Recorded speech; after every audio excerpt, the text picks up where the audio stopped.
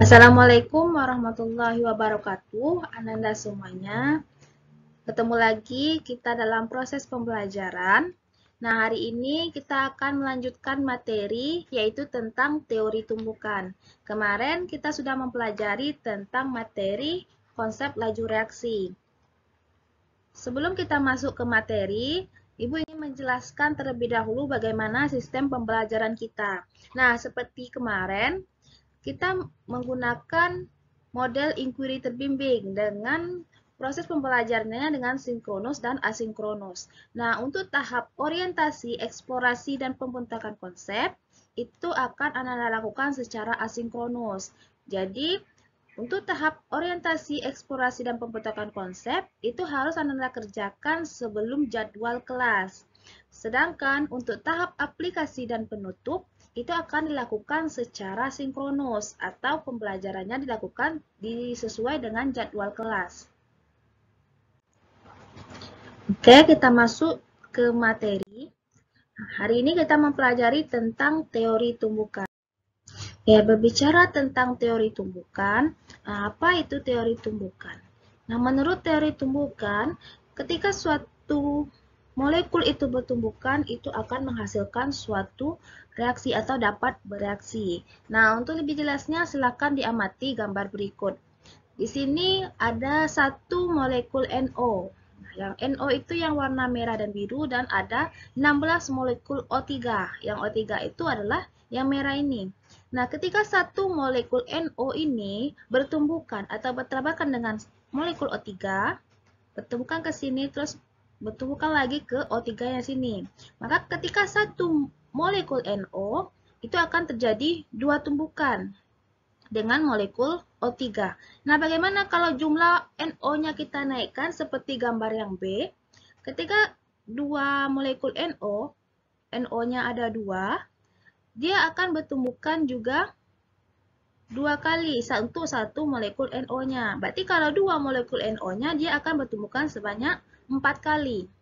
Nah, bagaimana jika molekul NO-nya kita bikin tetap atau satu? Tetapi untuk molekul O3-nya kita naikkan menjadi 32. Nah, juga akan terbentuk tumbukan yang banyak. Ada seperti 1, 2, 3, dan 4. Jadi, kesimpulan dari gambar ini, semakin banyak molekulnya, maka kemungkinan untuk bertumbukan itu semakin banyak. Nah, ketika suatu molekul itu bertumbukan, itu akan memunculkan suatu reaksi, akan dapat bentuk reaksi kimia. Nah, tidak semua tumbukan itu akan menghasilkan suatu reaksi kimia, tetapi tumbukan yang akan menghasilkan reaksi kimia yaitu tumbukan efektif. Tumbukan efektif itu ada beberapa syaratnya, ada dua. Yang pertama, ketika orientasi atau arah partikel yang bertumbukan itu tepat. Yang kedua, jika energi kinetik atau energi aktivasi, energi minimum itu cukup. Nah, apa yang dimaksud dengan energi aktivasi? Nah, pada tahun 1988, seorang ahli kimia dari Swedia, yaitu Steve Arrhenius, itu menyarankan bahwa molekul harus memiliki jumlah energi minimum tertentu untuk bereaksi. Nah, jadi energi aktivasi ini apa? Berarti energi minimum yang diperlukan untuk memulai suatu reaksi. Bagaimana energi minimum itu?